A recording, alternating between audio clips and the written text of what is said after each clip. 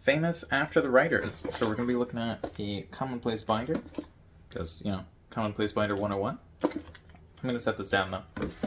So, the systems of famous writers. Were they famous before or after the writers became famous? Because normally, I would assume the writer becomes famous before their system becomes famous, because otherwise, why are you so interested in your neighbor's note-taking skills? Simple advancements. So, for me, turning the commonplace book into the commonplace binder is a pretty simple advancement. So basically, open it up, look at the rings. Wow. What does that mean? What does that do? Well, if you have rings, instead of the stuff being stuck in there the whole time, you can open it up, take this stuff out, put it back in, and the order changes up. Now, when you change the order, it changes things. So, page numbers don't make a lot of sense. And because there are no page numbers, there's no index, which, as we'll talk about later, can cause some problems. Okay, so where do we start? Well, we start with the Journal of Marcus Aurelius. Now, there were technically things called commonplace books later on in history. I don't think the term exists yet at that point, because that's, a Roman emperor, so it was a very long time ago. Because depending on the definition of commonplacing, it's like within the last few hundred years, or maybe you're stretching it over 1,000. But yeah, that guy, what was he doing? Well, he was an emperor, so he was a little busy, and sometimes he'd write down some notes. And then I guess at some point, somebody realized he died. Wow. Just one guy realized he died, obviously. Not like the whole empire. No, I'm pretty sure it was the whole empire. But I think it was pretty much one person who got his notes afterwards and was like, ooh, I could make some money on this. Or off this, or with this, or whatever. So they took the stuff and converted it into something people can actually read, and then sold that. Probably. Basically, we do have some of his stuff, so it was distributed in some way. But that was a very, very long time ago. More recently, we had John Locke, and I have a note card here that says, John Locke's system sucks. Which isn't like kicking a hornet's nest. No, that's like burning down the Library of Alexandria. You don't say this. This is this is not a good thing to say when talking about philosophers or commonplacing or anything. Don't insult the dude, but I'm gonna insult the guy's system, or at least say that it's not super relevant in the modern era. So in the modern era, we have digital stuff. That's how we are interacting right now. Well, I mean, you might be interacting with this video, but I'm not really in the room right now. So, at least probably not. Yeah.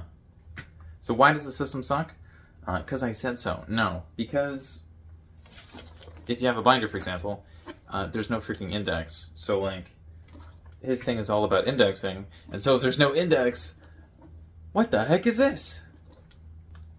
It disqualifies a lot of stuff, for starters, because you pretty much have to have an index if you're going to do John Locke thing regarding commonplacing.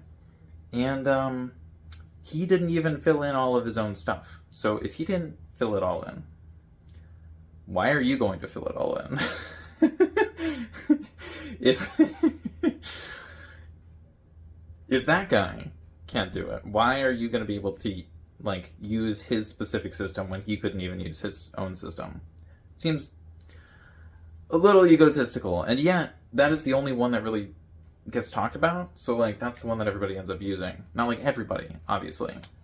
I'm sure someone can figure it out. But I don't want to recommend things where the person has to be Leonardo da Vinci to figure them out. So I believe I might have switched these two in terms of the chronological order, because we'd have Romans, and then medieval, and then British philosophers, and then more British people. But yeah, Leonardo da Vinci, does his stuff count? Not if you're going by Locke's system. At least I don't think so. Which is weird, because if somebody's looking at a Renaissance man or a polymath or any sort of generalist who has any ability to do anything, normally they will look to Leonardo da Vinci.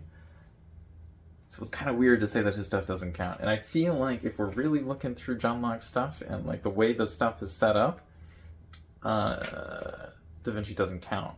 So I don't know what to say about that. So he used a lot, well, Leonardo da Vinci used a lot more drawing and random stuff like to-do lists than the John Locke system really recommends. But we've spent a lot of time in the first column, and it's after 5 minutes, so Charles Darwin. Now, as far as I know, he didn't actually make his own commonplace book, but he kind of inherited it from someone else, or at least he had access to that type of thing, and it influenced his work at least a little bit. But, you know, there are a lot of other random dudes that I could talk about, so he's just a name, because you might have heard of Darwin before. So, Oxford! Wonder if you've heard of Oxford before. So, Oxford and Harvard. Oxford is in England, or at least, you know, the UK. I think it's in the south of England. I don't know. And Harvard is in the United States, in the Northeast, although I don't remember exactly where in the Northeast.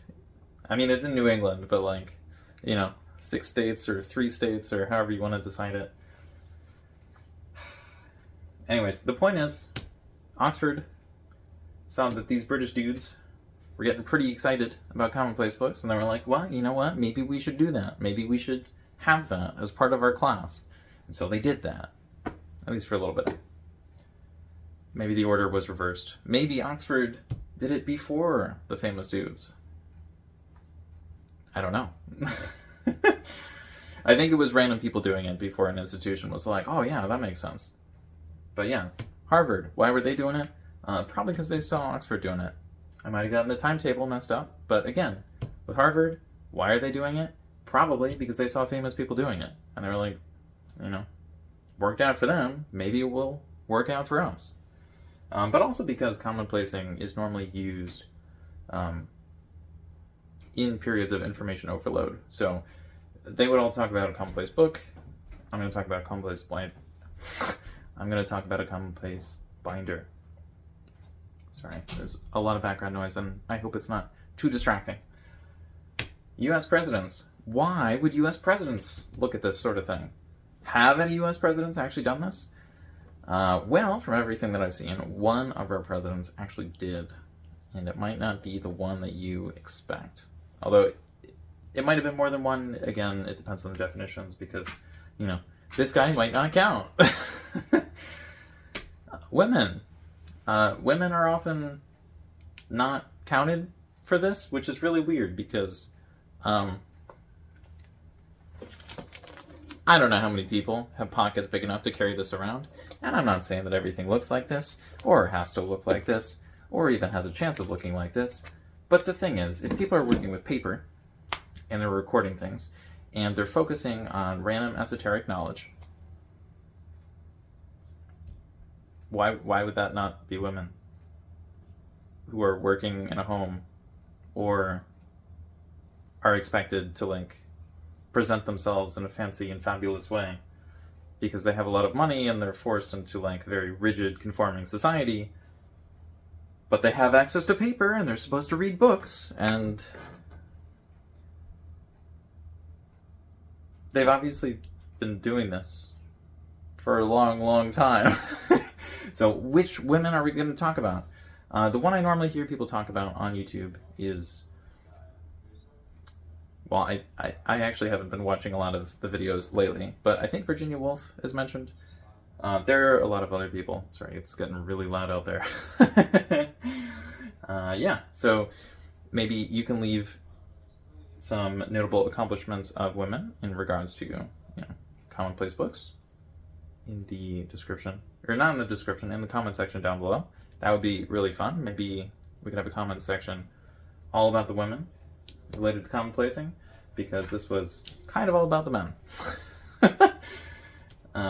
And historically, it was not. It was like 50-50. Might have actually been more women. It again, depends on how you count it. But yeah, for you, start in black and white. So with this, it's just pencil on paper. Well, you know, for the cover. And then for this, I added a little marker just because there was no color whatsoever. But I'm not going to be doing the marker thing in the future because I don't like what it looks like.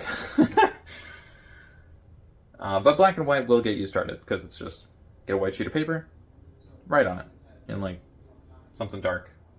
Or I guess you could have dark paper and then write on it with something white, but like that sounds a lot more expensive. Book or binder. So commonplace binder, basically commonplace book, just no index or page numbers. And I know that's heretical, basically, but your own chapters. So don't need to worry about the ways that, you know, people are going to talk about commonplace books or commonplace binders or whatever. We just need our own chapters. So you can have a chapter about really fluffy looking dogs. Doesn't matter. Because like if you don't start, you're never going to get to the good stuff. So just make something bad so you can make something okay, so you can make something good, so you can make something great. Like, it's fine. Words of others. So at the beginning, you might not have a whole lot of words of your own. And at that point, it might be good to just write down whatever you heard from other people that was interesting. And some people actually say that's the way to do a commonplace book, or in my case, a commonplace binder. You just kind of hoard information from other people. So people would normally go through a library, take out some books, write down whichever things they found the most interesting. And we sort of still do this in school. We'll like take annotations of a book sometimes, or at least, you know, I did more than a decade ago. So maybe people don't do that anymore. It takes years. So it takes years to figure out what's going on in schools these days. No, this process will take you years, if not your entire life. So good luck with that. If you look through some of my old videos, you can see how long this took me. But this is the demo, although I assume you can probably do this about as quickly as I assembled the demo, because it's a lot harder to make the demo than it is to actually do it, because for the demo I have to have like done it before and then make something which looks real while not actually investing my brain power into it and not reviewing it or refreshing my memory or anything. So like this was actually pretty challenging. It'll take a while. Annoying and difficult. Yeah, there are definitely going to be days you don't want to do it, in which case, just don't do it. Like, why would you do that to yourself? But you should be able to write at least one sentence on a sheet of paper and then toss it into a tray or a cardboard box. It doesn't really matter. So it might be that you just need to get the thought out of your head and just put that somewhere. That'd be pretty easy. Better for you. Would it be better for you if the thought was inside your head or on a sheet of paper and maybe also inside your head? Probably on the sheet of paper and also maybe inside your head. Not necessarily, but like, probably. Magical substance. Yeah, this is a magical thing which is going to change your life. Wow. Wow. Wow. Yeah, I don't think so. I think this sort of system has been used by a lot of famous writers because they happen to be the people who have tried everything. So, like, maybe this doesn't work for you. I think it probably will, because this is like the space in between spaces, so like it's just your extra stuff. It is the place where everything gets tossed. And then you fix it up to make something cool. Material of the time. So what if you don't have the proper materials? Well, I'm pretty sure you have a notes app of some kind, or you can make a text document on your computer there is something you can do, even if you don't have the materials. Now, the materials of the time might be different. 500 years ago, there were no computers. As far as I know, there might have been a time-traveling alien. We never know. But yeah, challenge. I'm not going to challenge you to become like a time-traveling alien or something. Or to outdo any of these famous writers. But, I mean, I do think it'd be nice if you started, if you haven't started already. So, you can start in black and white. You just gotta get a white sheet of paper and write something on it. With a pencil, or a pen, or a marker. I guess you could use a crayon. Or a crayon. So yeah, I'm not gonna talk too much about products. I planned on not talking about them until the 66th video, and it is the 40th. So why do I have forgot products for commonplacing? Because I accidentally have a product tag. So I guess I'm going to talk about products a little bit. Maybe the most common ones that I've seen, not necessarily the ones that I use, but you know what other people seem to be using on YouTube. So that will be up next. Thank you for watching through all of this. Remember to talk about women who do cool things down below, and I will see you in the next one. Okay, bye.